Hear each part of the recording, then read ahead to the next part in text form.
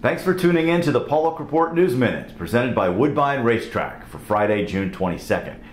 Today on Capitol Hill, the first hearing about the Horseracing Integrity Act that was introduced last year. There were 6 panelists that testified before a subcommittee and answered questions about how the current system of regulating medication in racing works, how it might be different under the United States Anti-Doping Agency, which is part of the bill.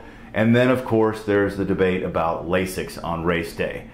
The U.S. and Canada are still the only countries in the world that allow that, and that was a big point of debate because the bill would get rid of Lasix on race day.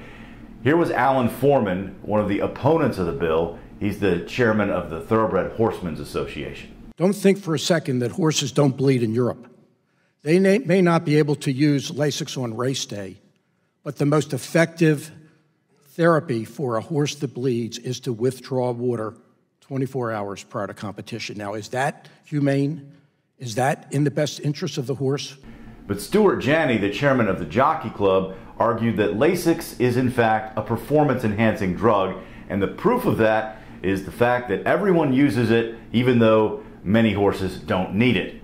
He's included in that group, said he would rather not use it, but feels it's a competitive disadvantage if he doesn't. And he brought up this case regarding the Pegasus World Cup.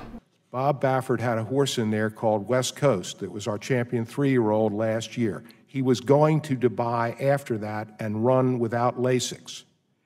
But he was offered a 5-pound weight allowance. So in other words, he would carry 5 pounds less if he didn't administer Lasix before the Pegasus. And Bob Baffert chose to administer Lasix. So I think at least Bob Baffert is saying it's a performance-enhancing drug. While there is support in the House for the Horseracing Integrity Act, so far there are no co-sponsors in the Senate, so it's unclear whether it's going to move forward or not. You can learn more about the hearing at paulickreport.com. Overseas at Royal Ascot, Sir Michael Stout struck again, winning the Group 1 Commonwealth Cup with a horse named Eqtidar. It was his 78th win. That's the most in Royal Ascot history. He broke the record earlier this week when he got his 76th. An American horse trained by Todd Pletcher, Jagow, performed quite well, finishing 6th in the Commonwealth in a field of 22 horses. Well, last December, the National Museum of Racing and Hall of Fame established something called the Foal Patrol. This is where people can go online and watch live streaming from farms across the country where mares are giving birth to foals.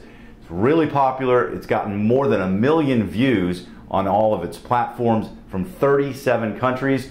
And it's been so popular that they're going to have a season 2 coming up in the fall of the Foal Patrol.